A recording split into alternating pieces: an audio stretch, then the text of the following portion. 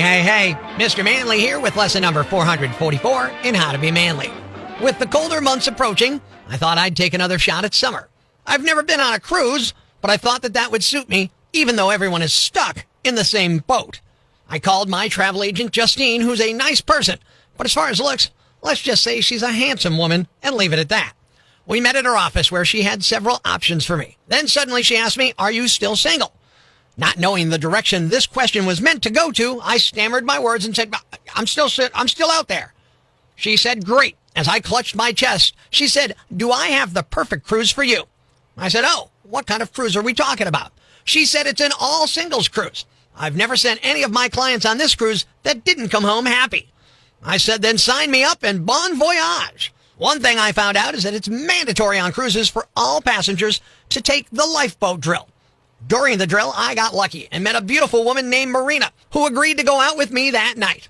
On our evening out, I asked, "What enticed you to go on this cruise?" She said, "I like doing things on a whim, things that are daring and exciting." Well, after hearing that, I knew I could satisfy all of Marina's things and do so in a manly manner. If you ever find yourself in a similar situation, follow along in your manly manual, page number 444, and repeat after me. Number 1, do things on a whim. Look at this. You could call it whimsy. Number 2, you like a good dare. I've got something daring for you right here. Number 3, exciting. Hey, Marina, I'll keep you excited all night. Shortly after, as Marina goes on a whim that is daring and makes you excited because she puts you in a lifeboat and tosses you into the sea, making you grateful you paid attention to the lifeboat drill, you'll realize just what kind of man you really are. Until next time, this is Mr. Manly saying be manly and good day.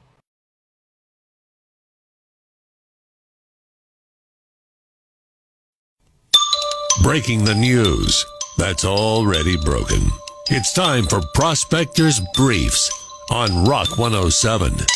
A new poll asks people if there's a right way to eat a candy cane. I don't know about that, but what I do know is there's no wrong way for Megan Fox to do it. Britney Spears turns 42 tomorrow, so look for the knives that she holds in her Instagram videos to be coated with frosting. The FDA says a cutting-edge cancer treatment may cause cancer. This does not bode well for my new invention, nougat-filled diet pills. Making sure breaking news stays broken. Tune in Monday for Prospector's Briefs on Rock 107. Please be advised that the football predictions in Tara's takes are as reliable as a squirrel with a crystal ball. They may lead to uncontrollable fits of laughter, head-scratching confusion, or, in rare cases, inexplicable outbreaks of interpretive dance. Remember, trusting Tara's takes with your football betting decisions is akin to asking a goldfish for stock market advice. In other words, proceed at your own risk. Rock 107 hereby absolves ourselves from any responsibility for lost bets, puzzled looks, or unexpected dance-off injuries that may result from heeding Tara's football wisdom. Enjoy, and may the football gods have mercy on your wagers. 4 games, Tara's takes, and once again, if somebody doesn't know, what do you know about football? Nothing. All right, Arizona at Pittsburgh. Name the teams. Arizona Cardinals. Pittsburgh Steelers. All right, who are you taking in that game? Pittsburgh Steelers. Any particular reason you're taking Pittsburgh? No. Miami at Washington is game number 2. You've never gotten this right yet. What is Washington's team's name? Capitals? The Capitals are the hockey team. It's the Commanders. Oh, my gosh. I can't remember that. And how about Miami? Who are they? Dolphins. Miami Dolphins, Washington Commanders, or Capitals, as my wife Tara says. Who are you taking in that game? Miami Dolphins. Taking the Dolphins in that one. That's probably a good pick. Detroit, home of Jared Goff, who used to be the Rams quarterback, at New Orleans. New Orleans, you know that team, right? The Saints. And Detroit?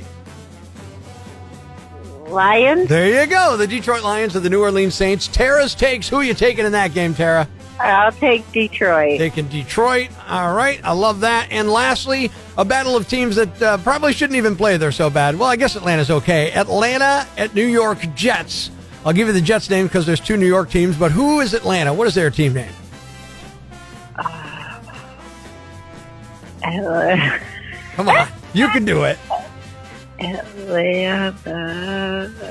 I don't know. I'm just thinking of the Braves, and I know that's baseball. That's baseball. This would be the Atlanta Falcons. Yeah, that's not familiar at all. All right. Falcons at Jets. What are you picking in that game? Jet. Taking the Jets in that one. So just to recap, we are taking the Steelers against Arizona. You're picking Miami to take on Washington and beat them. Detroit over New Orleans, and the Jets over the Atlanta Falcons. Do I have that right? That's right. And what do you know about football, Tara? Nothing.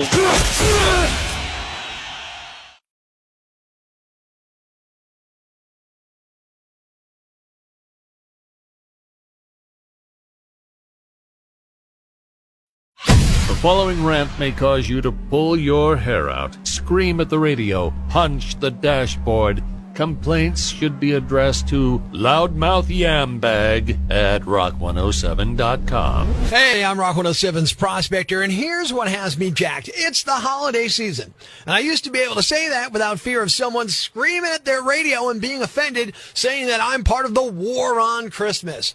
Get lucid, man. Saying happy holidays or it's the holiday season is a convenient catch-all phrase that saves me from having to say multiple holidays.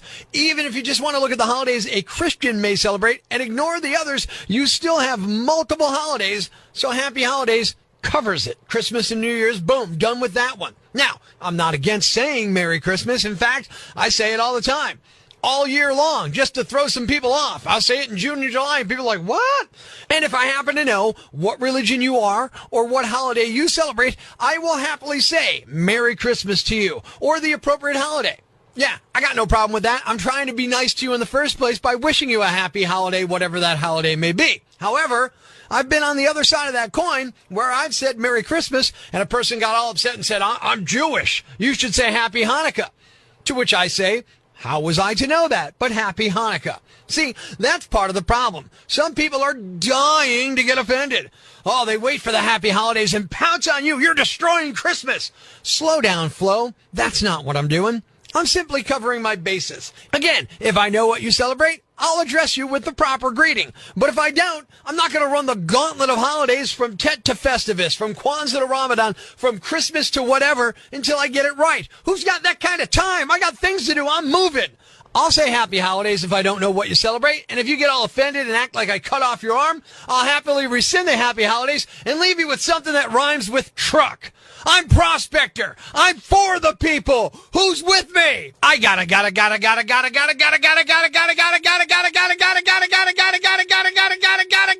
crazy, man.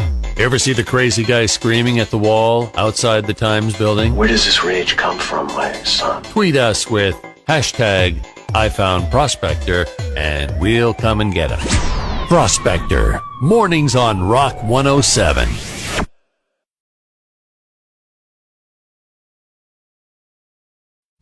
Life's pretty tough right now.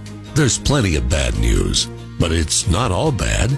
It's time for the brighter side of Prospector on Rock 107. Last Friday, Barstool Sports posted a photo of an Oklahoma Sooners fan cheering at the game against TCU, and people online made fun of him because he was missing some teeth. One person had the opposite reaction. A guy named Brett Francis, who was also at the game, and he's a dentist. He asked people online to help track the guy down and is now fixing his teeth for free. It sounds like he should have his new smile by Christmas. Thanks. We needed that. The brighter side of Prospector on Rock 107. Ladies and gentlemen, grab the kids, call your neighbors, and gather around the radio. It's now time to announce the winner of Prospector's Jam Bag of the Week, as decided by you at rock107.com. We uncover the most baffling, ridiculous, pathetic, cockeyed, laughable, preposterous blunders in the world of misdeeds. Nominee number 1. This is actually kind of impressive. I can barely walk and chew gum at the same time. A 44-year-old guy near Clearwater, Florida got arrested last week for pleasuring himself while riding a bike. His name is Timothy Graham. A female witness told police she saw him ride by on his bike while exposing and touching himself This was around 5 o'clock in the morning. His zipper was still down when cops caught up with him. He claimed he didn't do it, but the woman was 100% confident he was the guy.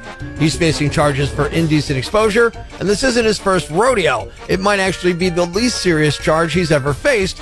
Back in 2001, he tried to set a house on fire and was convicted of burglary, arson, and attempted murder, and just got out of prison 6 months ago. He spent more than 2 decades behind bars. Nominee number 2. You got to do better work if you're going to fake a license plate. A driver was arrested in Benicia, California after a police officer noticed her car had a very obviously forged license plate. The flimsy replica was taped on the back of a silver Kia Rio LX with black duct tape. The fake plate had hand-drawn numbers in thick black Sharpie, and the digits on the right were slightly smaller than those on the left, an adjustment the artist, and I use that term loosely, likely had to make in order to squeeze in every last number. The plate is not only counterfeit, but the fake tags are expired. In the top right corner of the penned plate, where the registration sticker would be in the state, it reads January 2023. Also in Sharpie. Current tags would have a date in the future, like January 2024. The driver was charged with felony possession of a stolen vehicle and misdemeanor possession of unlawful paraphernalia, which presumably refers to the fake plate. Nominee number 3. Sometimes you're better off just trying to hold it. A guy was driving his car around 2:20 Sunday afternoon when the urge to go became too much. So he pulled into a car dealership and decided to use the portable toilet that was in the lot. Police say several people came out and surrounded the guy. One man allegedly pulled a gun. After obtaining a search warrant, police say they found a gun in the business. 58-year-old David Wayne Tonsell was arrested for intimidation. No word on whether the driver got to do his business or not. Nominee number 4. When someone is caught with something they shouldn't have, their first instinct is to say it's not theirs, which might be believable in some situations, but not this one. A 46-year-old man from Florida named Caleb Phillips was screened by corrections officers at a jail, and that's when they discovered he had a plastic cylinder in his underwear, tucked under his junk. Caleb says it wasn't his. When asked how it got there, he suggested that someone put it there while he was sleeping. Yeah!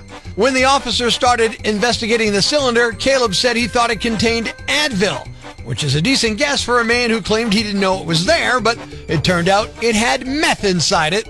Caleb was charged with narcotics possession and smuggling contraband into a detention facility, both felonies. He's being held without bond. And the winner is the driver who forged a license plate and then forged an expiration date that had already passed. How'd you think you were getting away with that one, Einstein? You're the Yam Bag of the Week. Keep it here for all the nominees for Prospector's Yam Bag of the Day, weekday mornings on Rock 107.